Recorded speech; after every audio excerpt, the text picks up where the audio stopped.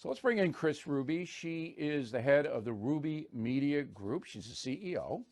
That is a strategic public relations, social media, and management agency. Ms. Ruby and I attended the same school at Boston University, obviously not at the same time.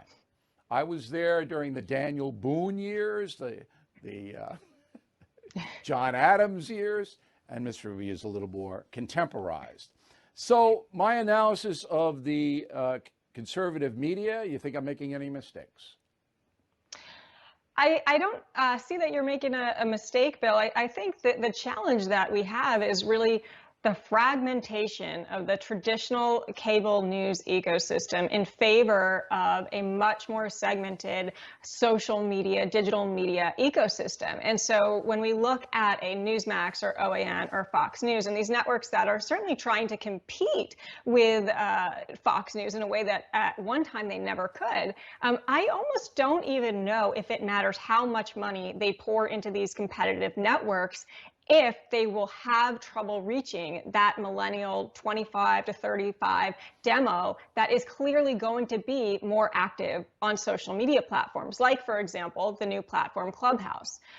We saw the rise of podcasting. Now we're seeing the rise of voice chat-based social media. And to give you an example there, I created the Republicans and Conservatives room or club on Clubhouse that has over 7,100 followers.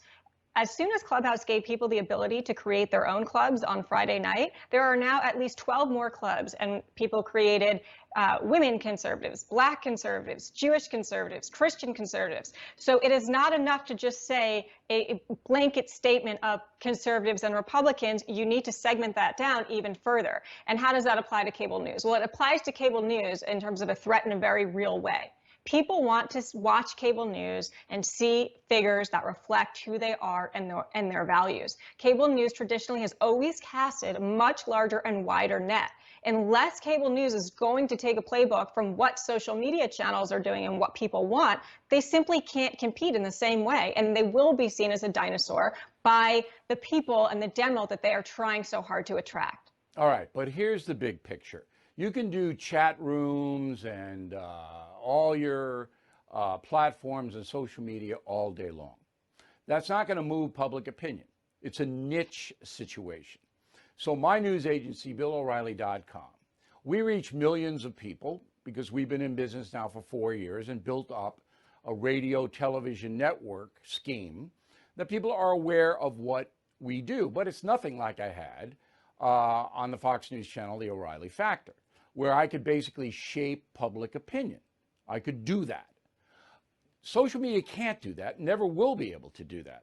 So the danger for the Republic, for the country, Kris, is that a story like Hunter Biden can be completely blacked out now, and people won't even know it, won't even hear about it, unless they're in a certain chat room at a certain time.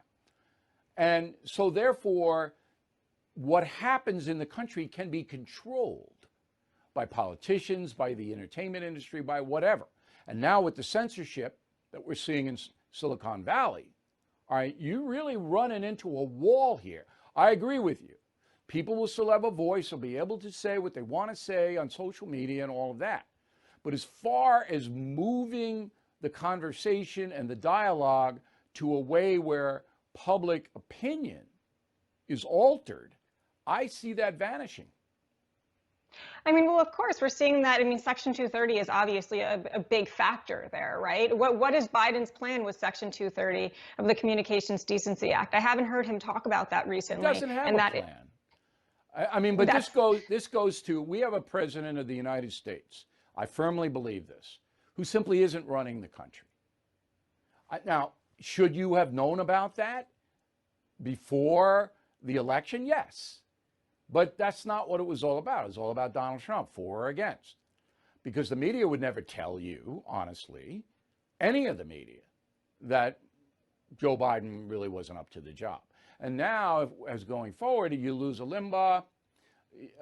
Fox, I don't know whether they can turn it around. I mean, their programming is not as nearly as innovative as it was, and it's not exciting. I don't know whether they can They're trying, but I don't know if they can. What is the new American dream when it comes to journalism? So much of this comes back to that. I believe that at least the new American dream for millennials is that when they look and they say, I want to be a journalist, they're not saying that they want to be a Tucker and an anchor on primetime cable news. The American dream for them, for today's youth, is that they want to be Ben Shapiro.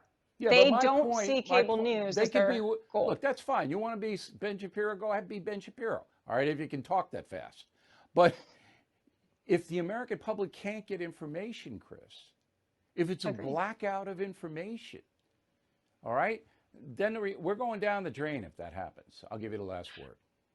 Completely agree with that. And we also have sitting members of Congress who are actively trying to cancel Fox News, Newsmax, and OAN and pass that through, which is also, borderline insane. Yeah, that's not going to happen. It's the companies themselves that are having to rise up and put on program that attracts, the people that it used to attract. Kris, thanks very much. We appreciate it. How about the